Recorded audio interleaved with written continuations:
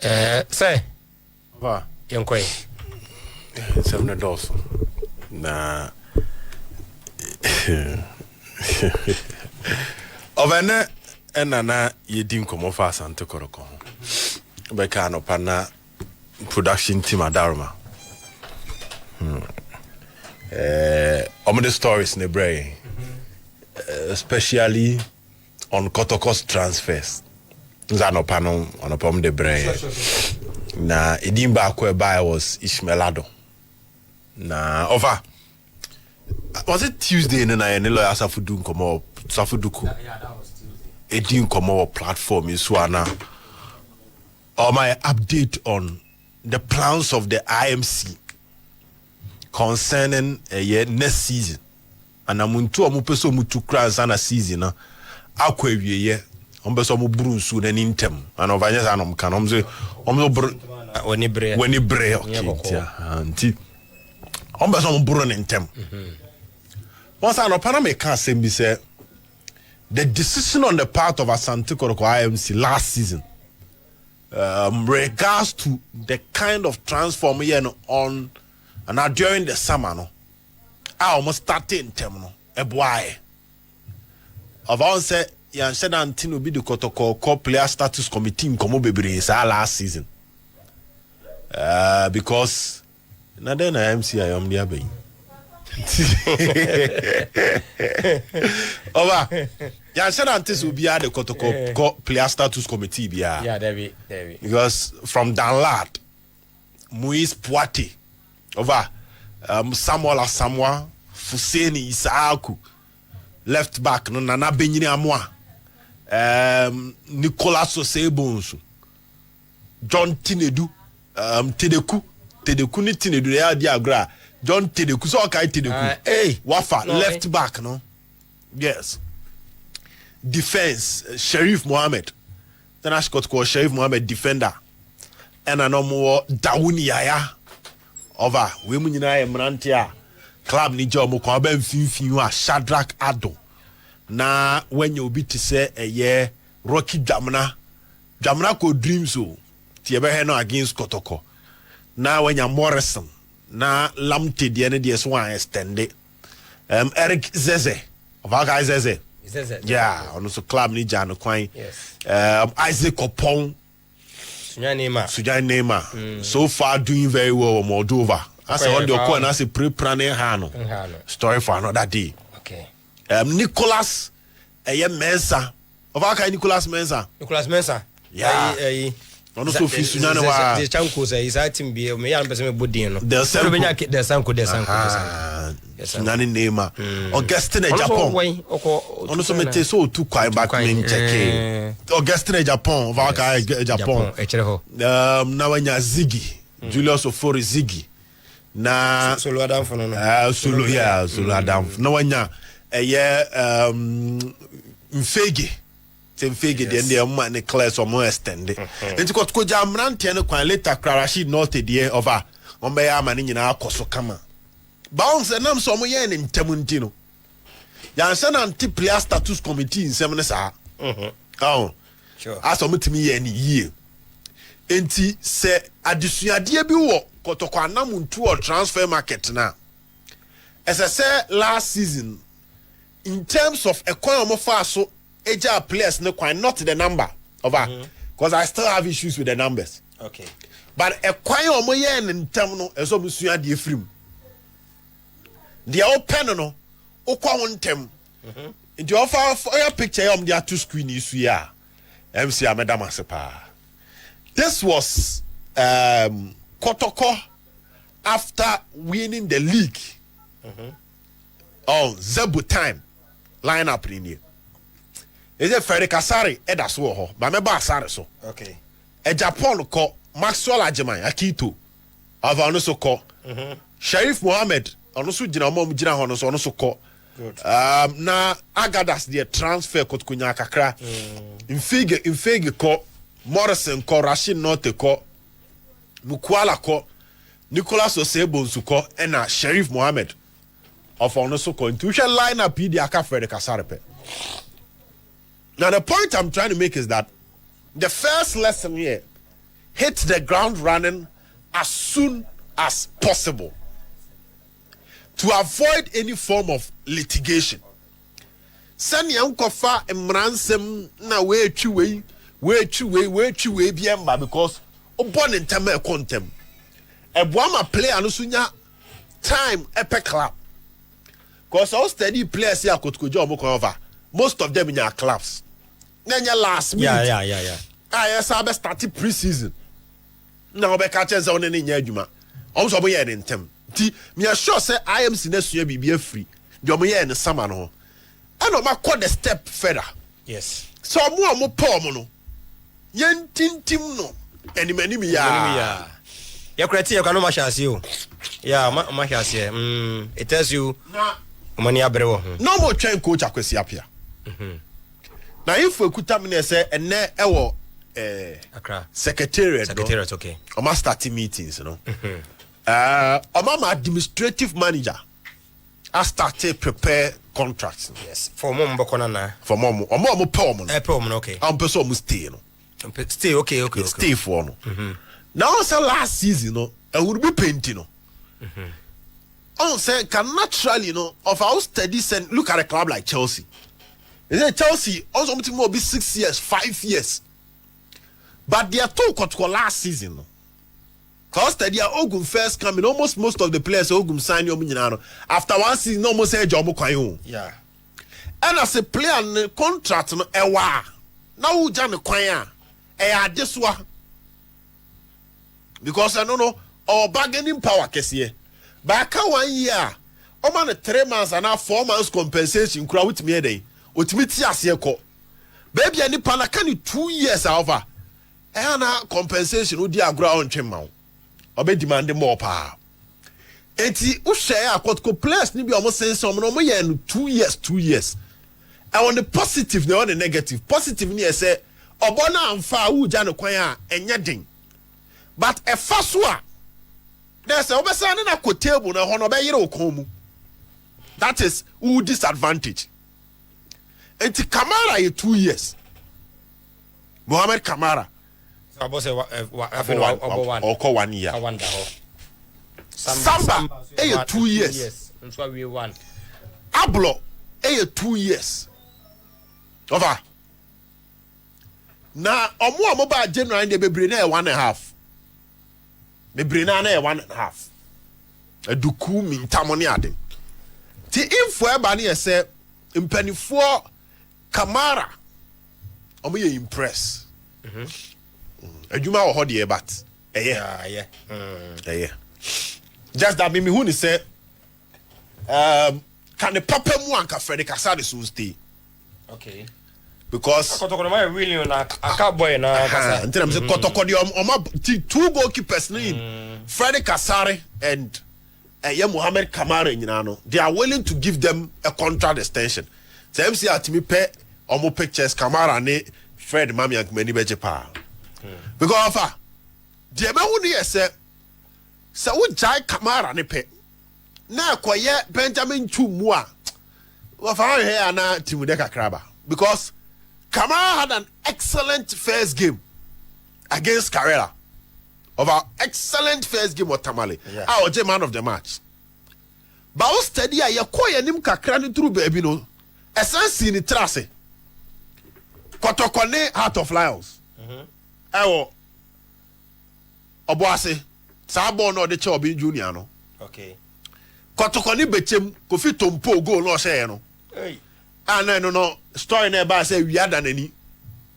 Then Kotoko Nations. Of our Kotoko Nations. Yeah. So chiche boss be power. Oboase. Yeah.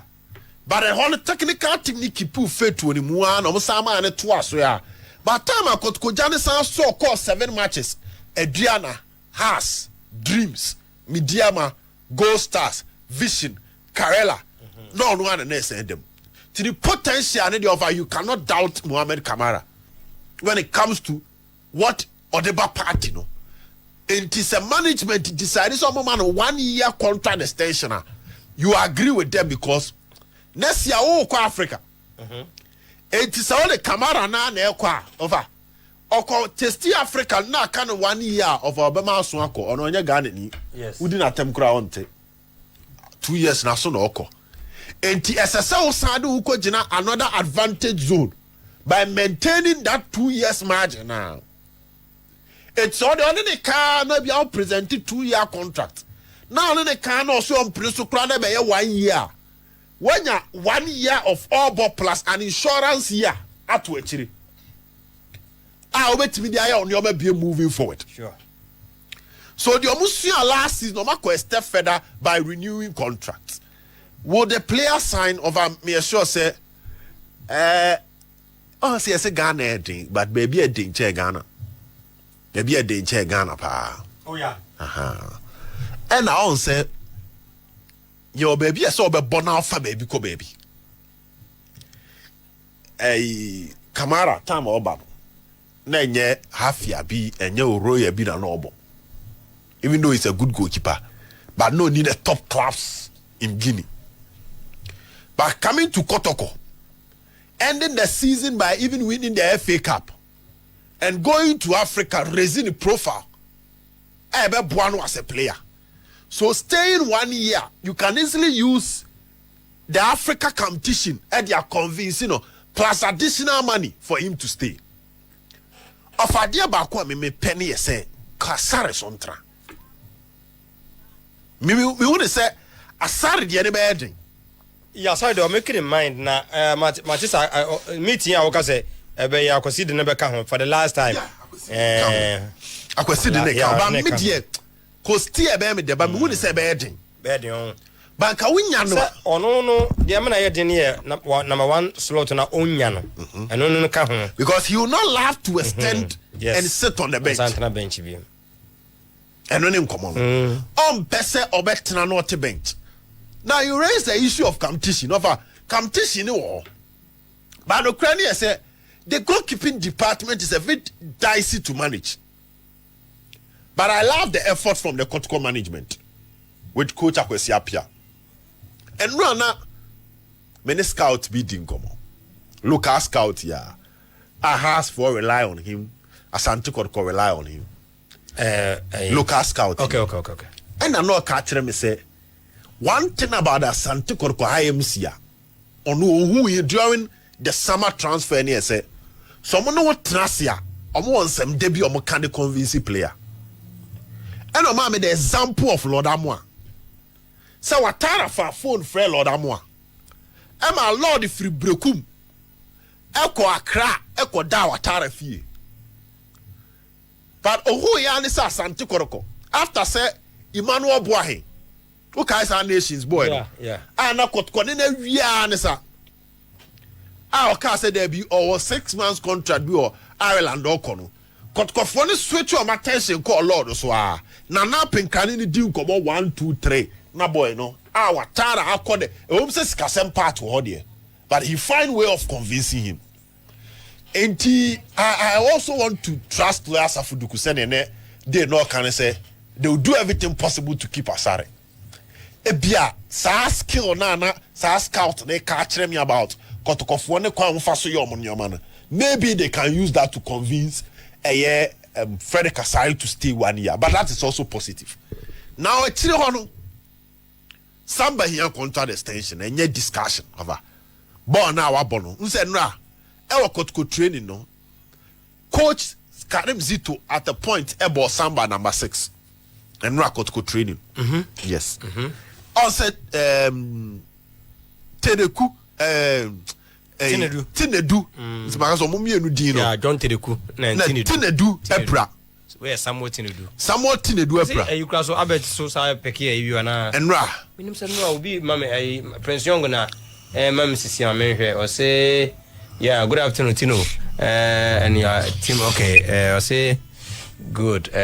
From AG Sports Complex, we should pray for Albert Amwa. He picked an injury and was not looking good for the forward. When was that? Okay. So on a prayer yeah, on a prayer and normal ball friendly game. And normal ball friendly game in info Prince Young de my no. ebewura then I see ebewura ho you can say we are na my faster con makohwe prince do ta kwa adakwajache prince die o adakwajache pa nti ene bia be ene nti over Samba contract extension we are why ade now say Ablor so sign it 2 years born na Ablor abono sa partnership no hia ne mienu nyina omo hia omo mienu nyina over on the no so adwuma kakra ne ho de asset include kono do so no ne ball na won say ball no you will sweep panic any stop so ba ko no sweep no so no stop it okay nya bad to study Ablor na no ne ye nka bia enko ni mufuo no enko ni mufuo no ntan hye na fa ball ne nto fom mbo the other chino ne tai both on to study a we fo no wo flare kakra sweepers no wo flare and no na odi agora overconfidence most wakwache na abu akemu ni bi no to study nations as a Razak Simpson ne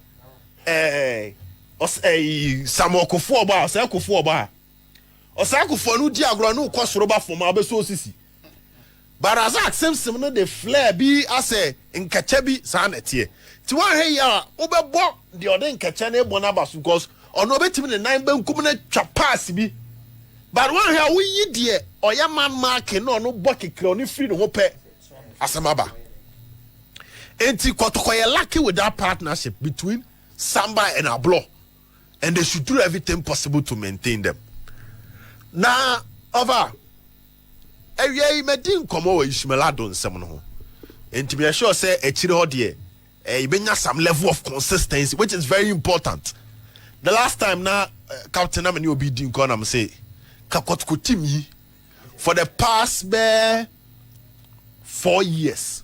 Strikers are back Kotoko Makono. Any key players or Metinya Yardian, club ni maintain your mo, and Anka baby, I took road down off fairly, Kotoko bit me on an empire. But I can't a Fibiano.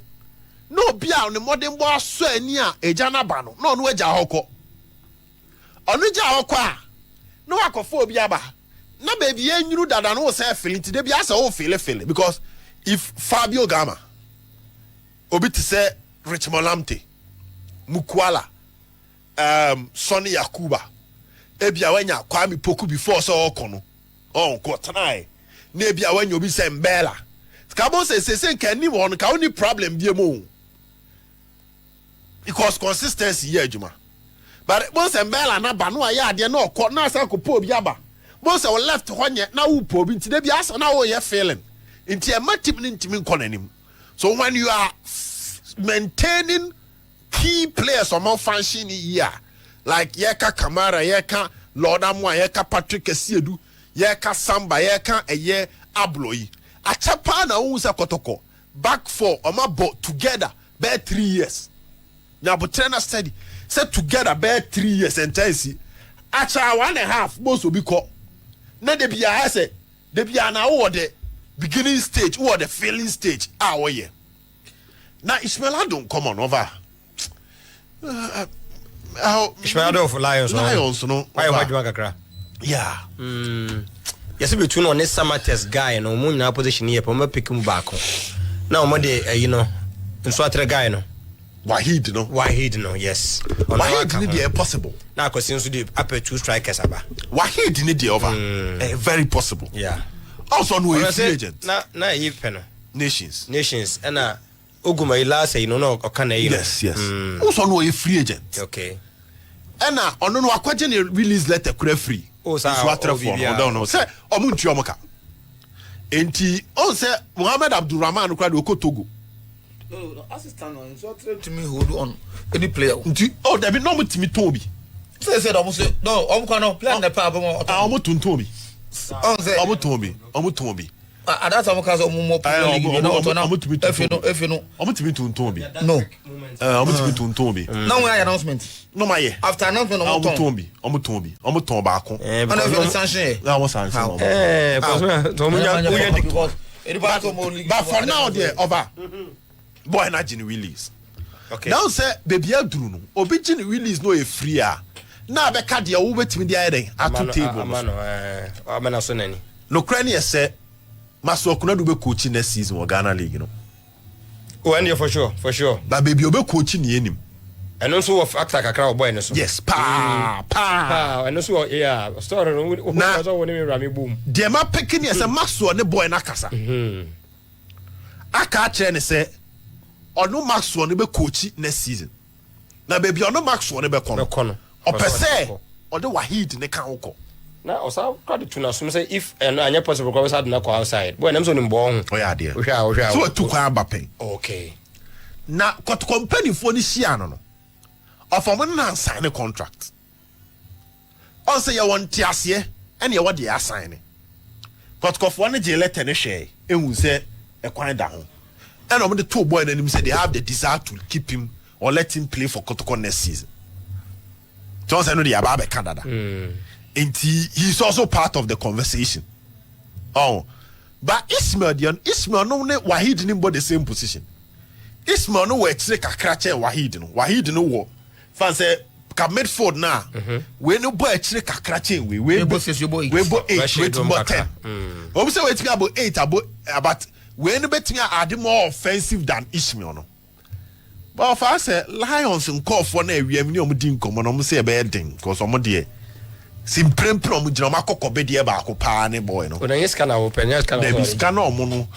Komo na nipa ni ba shin so de adwuma we sanya ne den so ono wa kasela o ba kwa na mo ni gidi ono nti wa yetim ni yiri mo nya ama na afi on san hye nto ba hye. Da bi omo nya replacement o. Omo nya. Da bi enya say replacement no mo e ha omo. Eye sika na omo tall boy no. Okay. Any baby omo tall boy na akọ. Okay, I feel Matiwasi. What me come and say? Any issue of replacement, you know they are ready to sell. Okay. But I say, $1,000, so $1,000 this and yeah. Because according to Nipano all Lions, I'm in the case. I say, listen, this is a player or 18 years. Wa bought of Lions, I'm met me a be do third. Or say the worst simple if they end the season on the 4th position par. This is a young player. What justify no pa? They are looking at foreign deals that local. And of course, the sound common in Bemwa. There's a wow of you know. As a so sick and march, I'm an only 4 dear no. Cost of a man 50,000. Oh, a man kika $50,000. Almost the 150 ni be no more or more kika. Of us says can so dear no cranny say Kotoko betimi atua na Eden.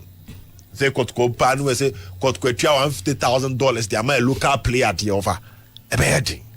Enti also they are ready to listen to Kotoko because Kotoko ye club kese but officially there o confirm am so munya let them free Kotoko ho. Of us they say nti akoye Kotoko edi nkomo table so any a pick bi. But the assembly say almost a born idea over a bit me at the bro 100 above 100,000 in Kobo. And also a dear back one over almost PM with the Maminti.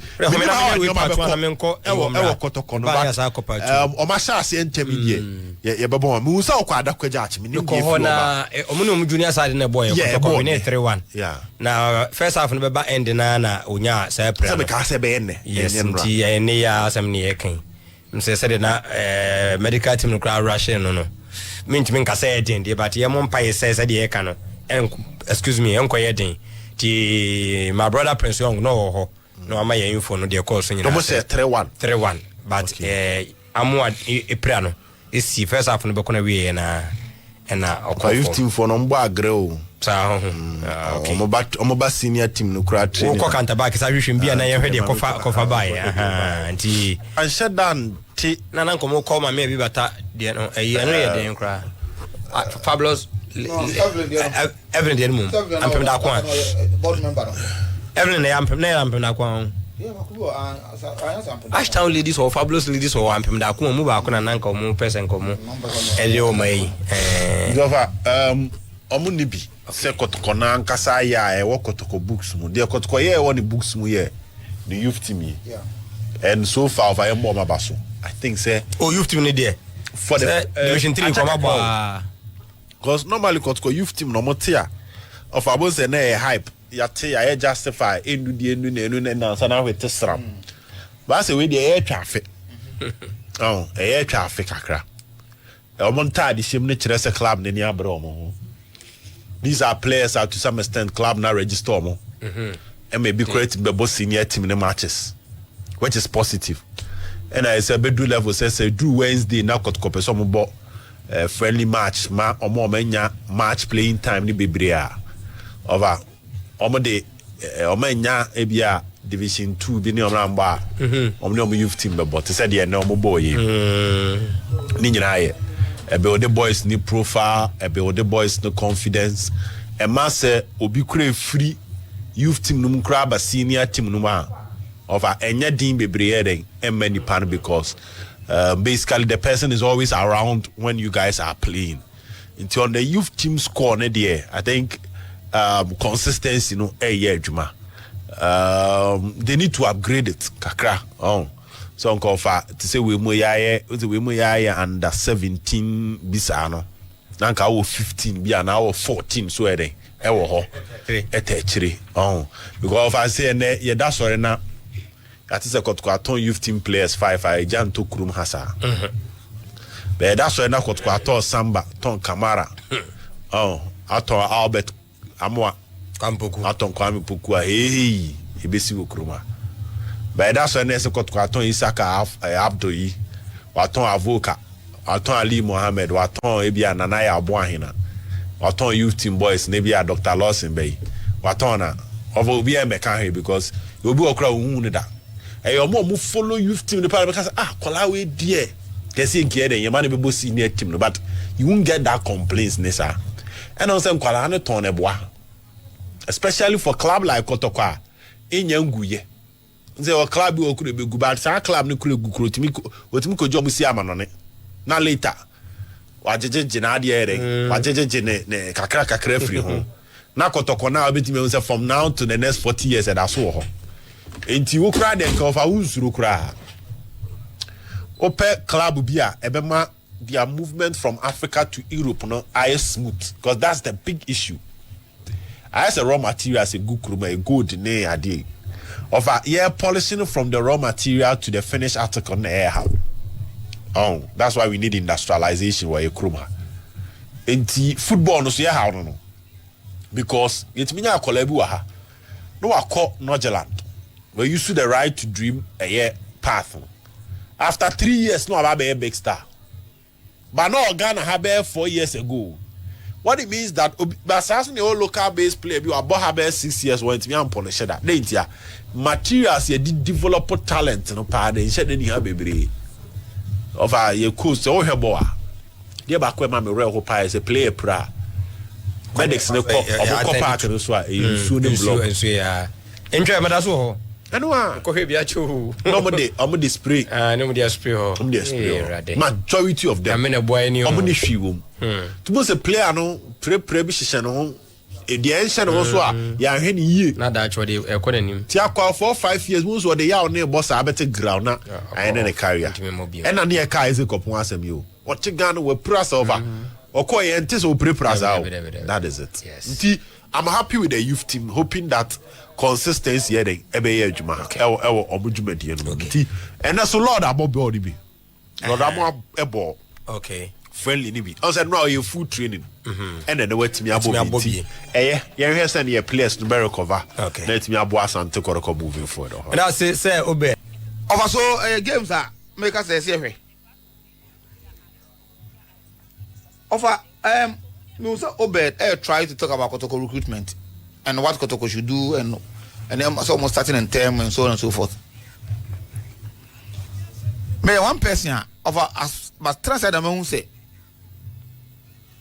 the way you turn your players for Ghana. See now you are talking about House of Folk Hamza is a catering club at the offer which means $150,000 offer $150,000 but and I'm say Ghana near war now you see more ha any in clubs here no $150,000 you be one has assume you lazy player no but so pa anka if House of Folk every man hold on to the player at least demanding more than $150,000 and get bad you ask yourself say can these teams take it ever call clubs say Zamalek no elali no mubi $150,000 a top player But I was said as he career who that is why for starting campaign we say Sante Kotoko, especially in House of Folk. Almost 30 a behave at least, if not as club or Europe Nibia, at least the African clubs, APR money, the Tanzanian clubs, no, we should be able to match them. We should be able to match these teams. But for Kotoko, not say Afibeson, not say House or Afibeson. Not say these teams of Africa, I want to want to Tanzania, but before play acquire. I just oh jail to say love will not do no. Maybe I'll obey your Kotoko oh Kumasia. By your Africa, I won't come home. You cannot compete. Because to be a big team, no, these are some of the things, that's the characteristics of big teams. I dare back on no. The quality that you have, you try to maintain them. At least for a certain period. Adding enough of them. But you have to do. So a person who maintain that status, no say, me a big team in Africa.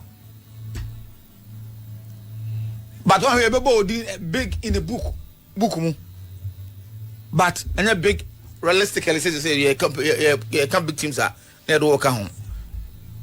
That is why it is good for Asante Kotoko to start engaging on players like Samba, Ablor, the goalkeeper, Kamara and Dems to extend their contract for them. And make sure say who maintain it, more big ones now one a season now. Then you make sure say oh the kakra ababeka home. Today be the span of the team you have it. But see, every season as a Samba away, Kamara away, over. We should forget about Africa. I can't want to now. That make us say you're Ghanaian to Africa. We go there, a part of team about Africa, and I say we go there to compete and compete well. In recent years, over the problem I know, you go there to become teams that Koboibi. Yeah, and Kobo Africa say you're all the teams in Ghana here, who you be from? All the teams. You call Africa, not big giant, no money, no. There are teams who teams are minus. But because the quality of players at the corner, I said that we cannot compete with those teams. You know, so everybody was talking about the last maintaining the back four for 3 years in recent years. No. This guy, if you continue to think about your league, in this car, the Kotoko, the House of Folk, will become an ordinary clubs in Africa here because we are before corner. Many sure say Rwanda is so country music too much. Of course, the president and them more Asaniama Maniama Equanim. As the APR able to me a bad Kotoko best player. Kotoko want to extend the contract, but APR boss kabina Kotoko entimi compete. No ko. When your friends say player Morrison Bernard. No, not Bernard. Bernard Morrison, no, Ashgood. Enoch Morrison, sorry. He's doing very well in Kenyan football. Yeah. And now the information is that he's coming to Tanzania. Say offer no. If it goes through, it's a very juicy offer. Very good offer. As more catch them, you know. So if that's the case, yeah, and that's some good one. So I was asking myself, so if the Tanzanian club can pay this amount of money, sir, what is so special about them? As you ask yourself, say, in clubs now, are we learning something from the AC or South Sahara African countries be around first year more do football develop compete to the extent that Kotoko and House of Folk cannot compete with them. And then for it, say if Asante Kotoko will do that, for example, we say Ishmael do asma working over one. I hear say. And the bank roller of Heart of Lions no. So free set obetimi a keep player now. Very difficult for any team. So bit matter. And the bank roller is Randy Abbey. Randy Abbey financially is good. And on also the taste of the European market. The idea you don't know. They say all like first We are gonna play now so outside that. Kotoko has now over pass it through. Now they are cause they say the European market no. And I said the football market wide open. Wide open. And you don't necessarily need to play for Asante Kotoko or Hasufo.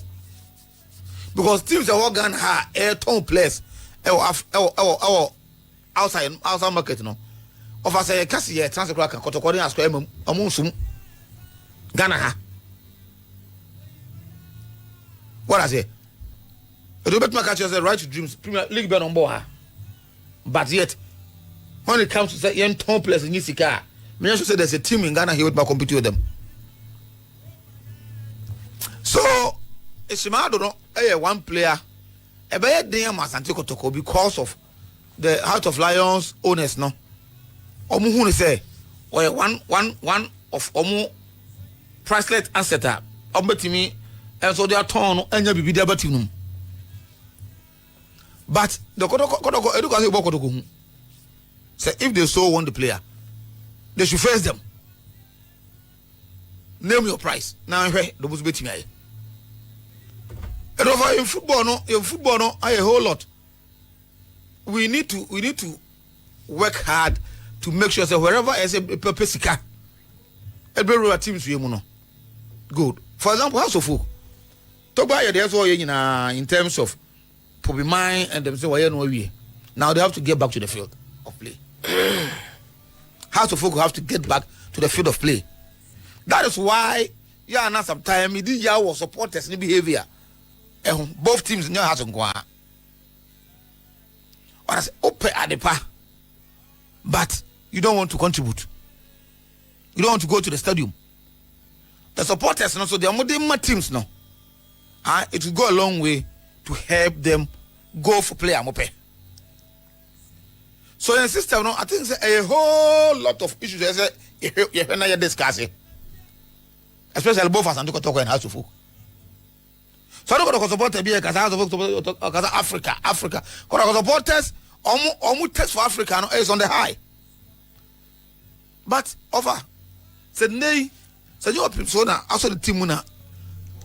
All this guy, yeah, we are sure that individual be a nay, or be prepared to do this. Knowing very well, say, hey, we are here after 2 years, 3 years over. And fat. So the supporters are move free, said team no, you're more there. More count chest high at the you cannot sit on the fence and say so be a month for you to money na e dey can dey say wo dey ba akomia yeah over and to us way yeah era another week very crucial ebema ya hu league be you know say league ni call no man you know team award league as it stands now there. The three teams are Asante Kotoko Nations, Baby Gold Stars to some extent, Heart of Lions. Our teams are and they are more viable for the league trophy. No? League Nunya rest back Emma your call FA Cup. So we are coming back to that competition. And I remember the last time even Takwa Mediama coach was talking about also chances of but so share only a bit distance. No assistance on these 4 teams in. The games will be able born this weekend. No, will be a new. Will be there. Over. Baby Gold Stars and more this weekend, but almost 3 points already. Because now only to Atreman and go game. And you know, Baby Gold Stars they win him almost score line. 8 more points, 3 points tab at a bar that. So nations will have to play against Legon Cities in Accra. So we league table now. It looks like the Legon City only give up the challenge, you know. But what that said, Oma Jetum, and now they will have to give it a go and we say more opportunity of somebody still is another thing. Asante Kotoko against Dreams. We are doing Renaissance. All of us, I don't want PKB winning games on the way, winning games at home, and don't know where she be as or more BB. So it will be a game against their own coach. Mobile Sports Stadium. So, and Lions going to Basake, right? Another tough venue. top venue at Baseke. Home ho. I think both Kotoko has the anti-man. Oh, but Lion team no, a team be offer almost type of football no. Me free set with a little experience and come back having power. Where how the boy possesses and how I'm build up. Because Bashir over build the team no. So it's going to be a cracker of a game. El Baseke.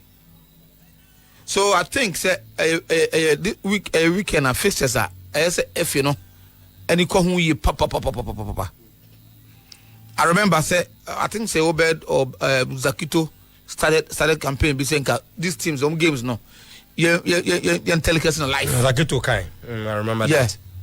What I say if you know some what I say if you didn't so is another thing. Even nations can no more make a class at this time or more you also monko man day. One more league in the top no. One day as I was a mobile in Kakra, one kubusa say a mabo be all Saturday and Sunday for that matter. I do more than Mokosa Monday. One thing about in football now, Manu nya say at any time biano or how it me message be change you game time who nya of baby tia o mo yesu no fixtures no ye sha see from the beginning of the season na fixtures not to hold. At this point in time, say Liverpool, I will get over on Monday, winning from the onset. No, I guess Sunday will prepare or having a catch as a mag game. First, the coach I will say at the sign of money. Oh, but whatever been the case, I gave one a simple for any call home. I said these teams on game at any point in time. No, I said if you know a place on premium, making sure say or more because. And no, and they lead you to the league champion or whatever. I bet it may happen.